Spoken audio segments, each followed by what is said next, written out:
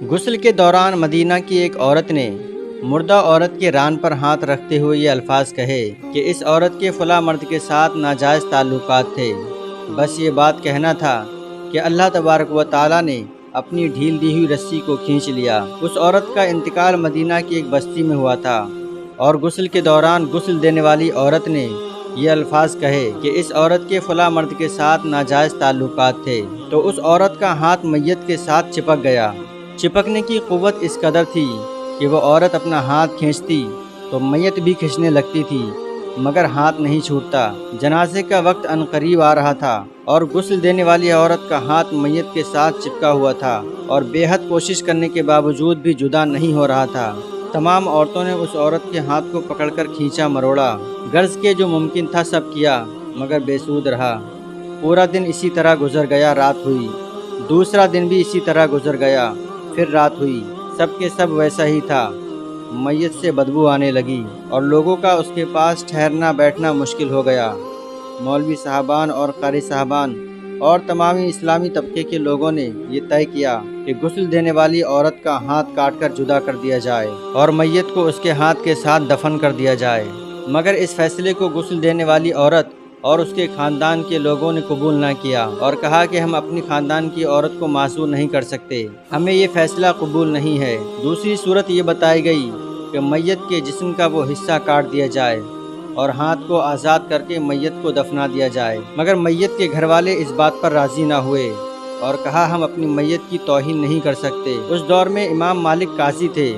بات امام مالک تک پہنچ گئی کہ اس کیس کا فیصلہ کیا جائے۔ امام مالک اس گھر پر پہنچے اور صورتحال کو بھانپ کر غسل دینے والی عورت سے سوال کیا، اے عورت، کیا تم نے غسل کے دوران اس میت کے بارے میں کوئی بات کہی تھی؟ غسل دینے والی عورت نے سارا قصہ امام مالک کو سنایا اور بتایا کہ اس نے غسل کے دوران باقی عورتوں سے کہا تھا کہ اس عورت کے فلاں مرد کے ساتھ ناجائز تعلقات تھے۔ امام مالک نے سوال کیا، کیا تمہارے پاس اس الزام کو ثابت کرنے کے لیے کوئی گواہ موجود ہے؟ اس عورت نے جواب دیا کہ نہیں، میرے پاس کوئی گواہ موجود نہیں ہے۔ امام مالک نے پھر اس عورت سے پوچھا، کیا اس عورت نے اپنی زندگی میں تم سے کوئی اس بات کا تذکرہ کیا تھا؟ تو جواب آیا کہ نہیں۔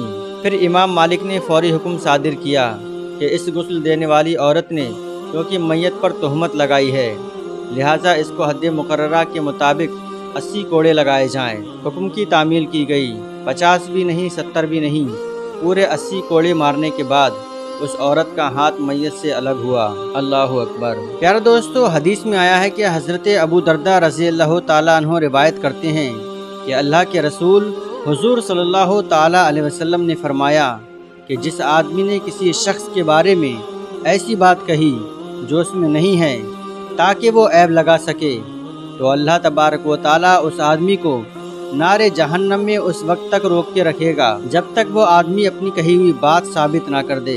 اللہ اکبر۔ ایک اور حدیث میں ہے کہ اللہ کے رسول حضور صلی اللہ تعالیٰ علیہ وسلم نے فرمایا، جب میرے رب نے مجھے معراج کرائی تو میں ایسے لوگوں کے پاس سے گزرا کہ ان کے تانبے کے ناخن تھے اور وہ اس کے ذریعے سے اپنے چہروں کو اور اپنے سینوں کو نوچ رہے تھے۔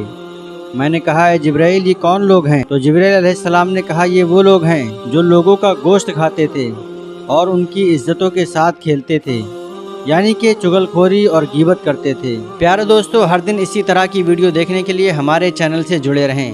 چلیے دوستو، ملتے ہیں ایک اور نئی ویڈیو کے ساتھ، تب تک کے لیے اللہ حافظ۔